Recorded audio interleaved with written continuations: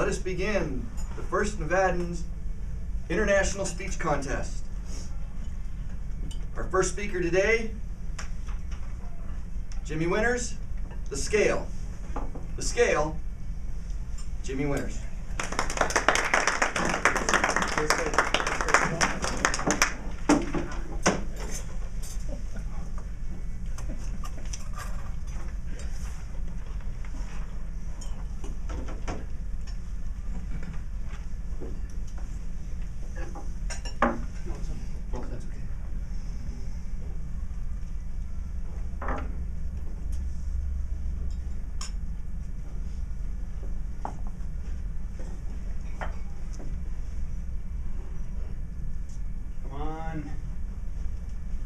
You, sir, set the briefcase down on the table and step this way.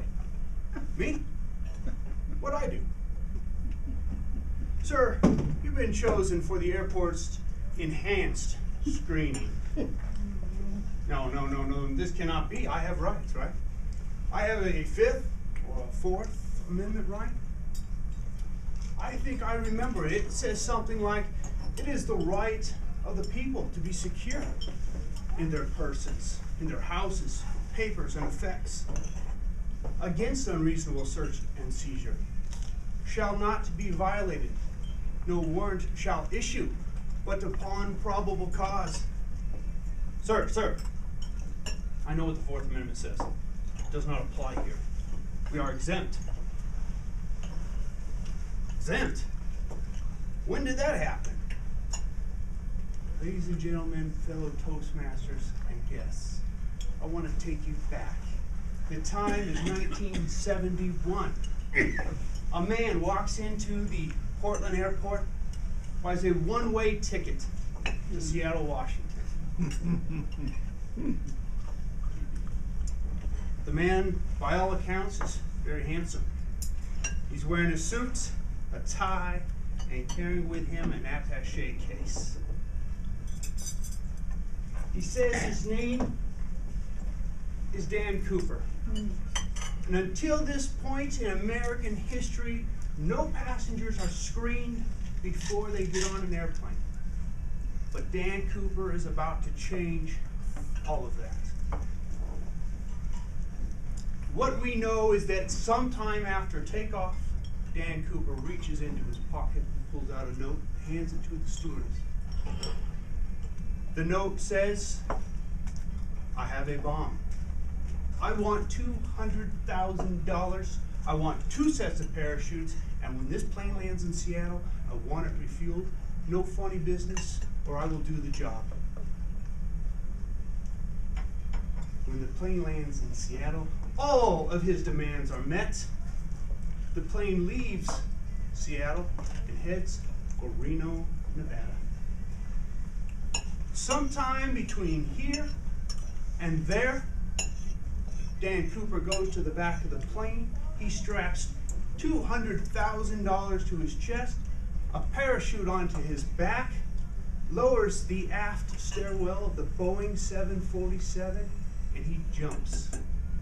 Never to be seen or heard from again.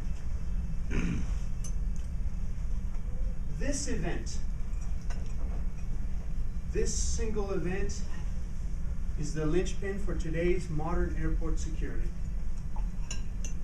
In less than 1 year, the FAA will require that all passengers are screened before they can board a plane. And today, that screening process seems more important than ever. But look how far we've come.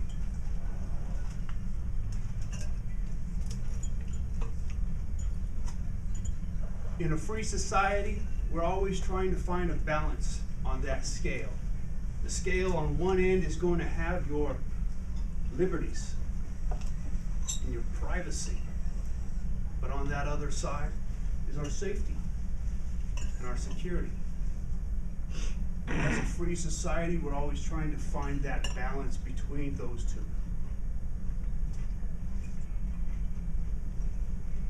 There are those out there that would do us harm, that would use our freedoms against us. We know that. So we give up a little bit of our privacy, we give up our security, we give up our liberties in order to have some of that security, some of that safety. But look how far we've come. We ask, how much is enough? How much is too much? Is there too much? And then we're reminded when we watch the events take place around the world. We're reminded when we see the people in Egypt, we see the people in Libya, in Iran, China. We're reminded why we have a Fourth Amendment at all. Like the rest of the first 10 amendments of our Constitution, they are known as the Bill of Rights. These are the rights of the people. They are there not to tell us what the government can do. They are there to tell us what the government cannot do. But look how far we've come. And I say that any time the government erodes, waters down, or exempts the Fourth Amendment, or any amendments, that we're giving away some of our freedom. And that scale is tipping in the wrong direction. Just look how far we've come. How much is enough? How much more will they take? If that scale ever tips too far in that direction, away from freedom, we may remember these days as the good old days. Okay? So I'm ready for my body scan. Mr.